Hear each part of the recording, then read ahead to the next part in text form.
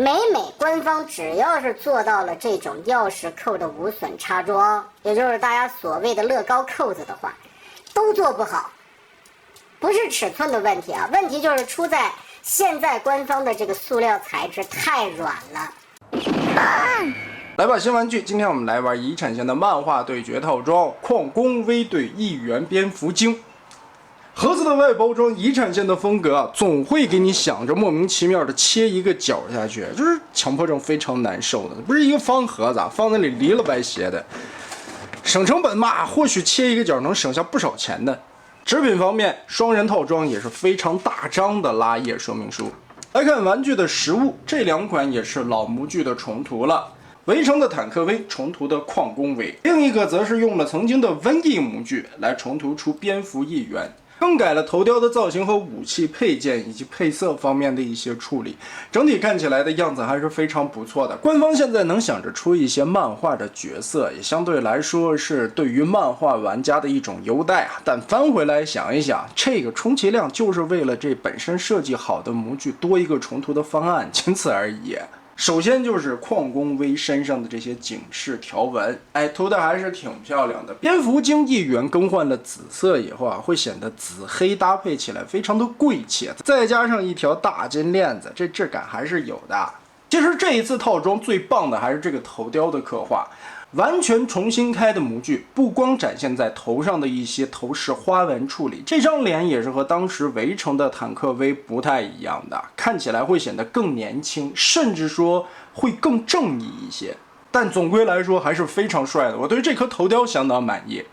蝙蝠精一员的这颗头雕做的也相当的不错，尤其脸颊这一圈包下来的这种细致的感觉，还有它嘴唇的一些刻画。这就是官方美工厉害的点，有可能只是曲线的角度一点点的不同，就会让人觉得这颗面雕会特别的有神。这个角色的一些气质形象的不同，眼睛上边的一些细节涂装，它甚至有眼线勾出来的一个边儿。我相信很多玩家购买这个套装的出发点就是面向这两颗头雕吧，做的确实非常精彩，很棒很棒。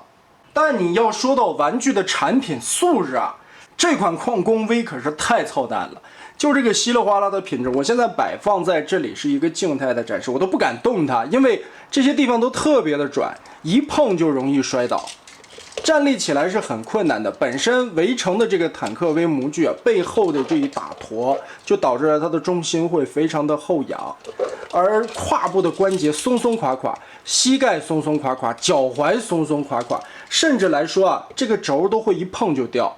它在变形的时候也是需要折叠的。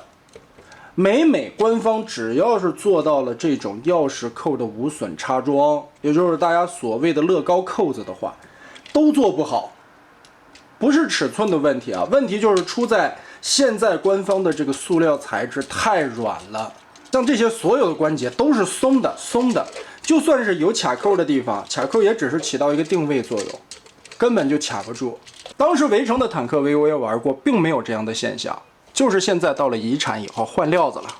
然后我们来看这次矿工 V 的变形，依旧是很简单的，跟老版是一模一样，并没有改动，改动最多的是在武器上面，武器也是可以作为拆分的。我们把这一节揪下来，你可以把它再重新分成4个零件，重新的拼插一下。所谓说明书指示的这么一个，这是啥武器呢？你可以把它理解为一个杖吧，或者说是一个镐子一样的东西啊，就这么插起来。但是坦克形态下呢，我们是利用到这3个零件，镐头的部分就不要了。玩具本体的变形，先把小臂收纳起来。这也是我在 WFC 重置老 V 时候说啊，如果小臂加了盖板，你肯定可以把它理解为一个良心模具。但小臂如果没有盖板呢？虽然说围城的这个模具也不算太差吧，但这回的品质确实，哎呀，跟个 KO 似的。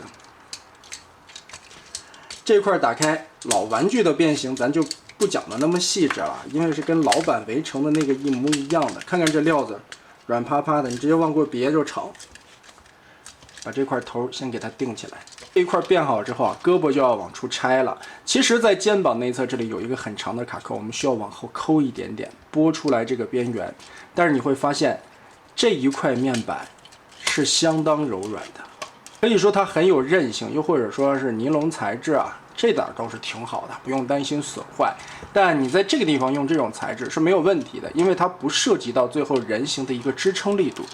胳膊翻出来以后，中间的这一段就空了。我们把这里 Z 字折叠，坦克头直接插进去，然后把这里边扣住，夹起来。那前半个我们就变好了。下半盘变形之前，先把腰部旋转个180度，然后开始变腿部。很不爽的这个腿部变形的过程中掉件的现象，先把脚后跟收起来。主要原因就是这个地方，你看。都没用力啊，轻轻的一碰，这脚踝就掉了。这，哎，打开小腿上的这个盖子，最后再装吧。你在变的过程中一碰到它，它肯定会掉的，因为你现在要操作腿部，先把这里折起来90度，再把这里折下来90度，通过大腿的转轴和膝盖的转轴，我们把这个地方倒一下，收进小腿里面。然后打开盖子扣下来，再把这里的插口固定上，一条腿就变好了。最后我们再把这个脚装上去。翻到正面来啊，非常简单的一个坦克 V， 基本上就差不多了。拿出刚才我们3个零件插在一起的这个大炮钻头啊，那好嘞，非常简单的一个过程，这一款漫画矿工 V 就变完了。哎，矿工 V 变钻探机还挺符合设定的这么一个伪装形态。那多出来的这个东西也没地儿搁啊，找个窟窿随便扣一下就好了。异元蝙蝠精的一个变形过程其实和瘟疫是一样的，但是我也发现网上有人开发出来它变成蝙蝠的一个模式。首先2条腿中间的扣点扣起来，然后整体的腿部往上翻，翅膀双关节拉开，把这块领子扣上去。夹住，这地方并没有什么卡扣啊，只是定一下位置。2个胳膊顺着这里放下来。那这样也算是玩家自行开发出来的一个蝙蝠形态，其实也算是有那么点样子啊，还行吧，挺像的。我们还是来看一下官方指示的一个变飞船模式吧。首先，非常漂亮的这个立领啊，有一点德古拉伯爵的那个披风的味道。后边这里有一个盖子，先翻上来，跟立领卡在一起，脑袋摆正，后脑勺尽量贴平，放在这里备用。翻到后背来，翅膀这里有2个小的卡点，打开双关节摊平掉，背板这里整个的拉开。打平，顺着肚子里边可以翻出来一个挡脸的零件。我们把这一节黑色的轴整个的盖住，正好把脸这里遮了起来，而且有一个非常不错的标志刻画。翅膀的这一片双关节拉开，然后里边的这些板件都立正，扣起来。2条腿中间的卡扣并在一起。脚后跟翻上来，脚尖儿落下去，胳膊顺着侧面这里直接打下来，然后和这里进行连接，卡扣固定。哎，看到胸口这个造型，你还别说啊，有点像邪恶版的钢铁侠。好嘞，现在把它完全延展开，其实就是一个壳子包人的设计了。整体的这一片放平下来，这里边的卡孔定位，插住。插住，然后继续 Z 字双折叠往里包它，把这里边的卡点全部对准。另外的半个 Z 字卡过来，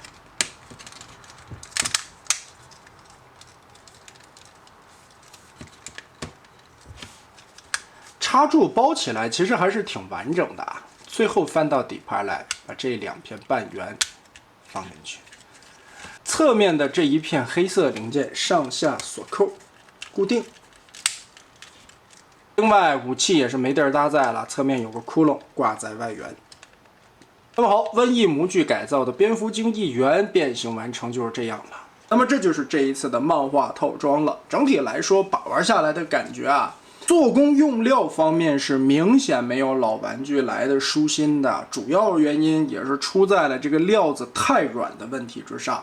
矿工 V 是尤其明显的，它和老版围城的坦克 V 虽然是一个模具的底子，但料子的更换导致了这一款玩起来会非常的糟心，来回的掉零件，摆成人形以后站那儿又站不住，其实挺不爽的。而这个蝙蝠议员做的是相当不错啊，我觉得会比原先的瘟疫要好很多，主要是造型很帅，而且因为这个模具啊，它变形完成以后，两个巨大的披风翅膀非常像蝙蝠的那个翅膀造型，所以改成了这个蝙蝠精议员也没有什么太大的问题。这小立领的感觉也非常的应景啊，很像德古拉伯爵，所以又是和蝙蝠的元素非常好的一个契合点。总结来看吧，两款都是非常受漫画粉丝追捧的角色，头雕造型是这两款最大的亮点之处。身上改了涂装配色以后，效果也是非常不错的。尤其蝙蝠议员变完了以后啊，不管人形还是这个飞船形态，其实表面的光滑处理都是让这款感觉闪闪发光的。但是矿工 V 啊，这个身上的灰蓝色明显感觉到特别严重的水纹，在每个面上都有。缩胶、水纹这些东西都是非常明显的，所以导致它的质感特别的差，再加上身上松松垮垮的料子，导致了这些卡扣啦，还有它的轴啦，撑的力度不怎么样。哎呀，又掉了，就太像 KO 了，也不能说像 KO 吧，起码 KO 没有像这样去掉零件，更多的像是地摊玩具。那么呢，这盒套装就是这样了。